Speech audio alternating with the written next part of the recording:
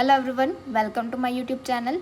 In this video हम बात करने वाले हैं एंटीरियर क्रेनियल फोसा के फोरामेंस के कंटेंट के बारे में। सो चलिए शुरू करते हैं। So basically anterior cranial fossa, इसके कंटेंट को समझने की कोशिश करेंगे हम लोग। सो फर्स्ट फोरामेन जो होता है, फोरामेन सीकम। फोरामेन सीकम, इसके जो कंटेंट होते हैं क्या होते हैं? इमिशनरी veins,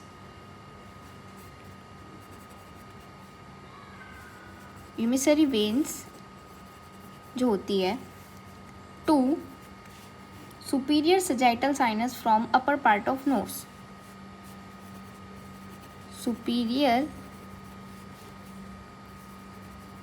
sagittal sinus from upper part of nose. Okay, this one. दूसरा होता है एंटीरियर इथेमॉइड फोरामेन। दूसरा होता है anterior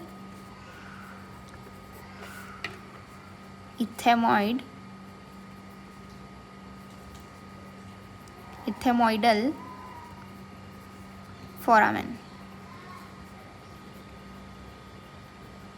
okay, so in this anterior ethmoidal veins या नर्व्स कह सकते हैं, ठीक है। ये इसका कंटेंट होता है।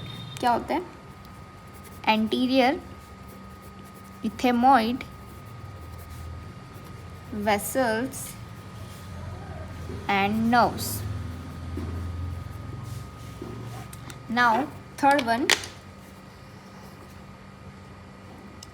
Cribriform plate. क्या होती है? Cribriform plate. इसमें होता है cranial nerve number 1, olfactory nerve जो होती है वही होती है क्रेनियल नर्व नंबर 1। कौन सी? Olfactory. Okay, now last one. हमने एंटीरियर पढ़ा तो हम इसमें पढ़ेंगे पोस्टीरियर, ठीक है। Posterior ethmoid, posterior ethmoid foramen, ठीक है। इथेमॉइड फोरामेन। सो इसके अंदर होता है, जहाँ हमने anterior ethmoid vessels and nerves पढ़ी तो यहाँ पर पोस्टीरियर इथेमॉइड वेसल्स एंड नर्व्स पढ़ेंगे। ये इसका कंटेंट होता है, इसके अंदर ये होती है। तो हमें ये पढ़ने की ज़रूरत क्यों पड़ रही है? सो बेसिकली जब हम फोरामेन सीकम पढ़ते हैं तो क्या होता है कि जब हमारा नोज़ का जो डिस्चार्ज होता है वो साइनस में चला जाता है। तो इस साइनस जो होता है वो हमारे ब्रेन से कनेक्टेड होता है। तो जो भी प्रॉब्लम होगी अगर नोज़ में हो रही है अपर पार्ट में, तो वो सुपीरियर सजाइटल साइनस में रिवर्ट कर जाएगी, तो वहाँ से वो ब्रेन में चली जाएगी। तो इस वजह से ये एक इम्पॉर्टेंट पॉइंट हो जाता है। चीज़ और हम आगे के वीडियोस में पढ़ेंगे कि जब नोज़ के बारे में हम पढ़ेंगे, नोज़ को जब हम पढ़ेंगे तब वहाँ पे कि एपिस्टेक्सिस जो होती है, यानी कि नोज़ से ब्लीडिंग होती है।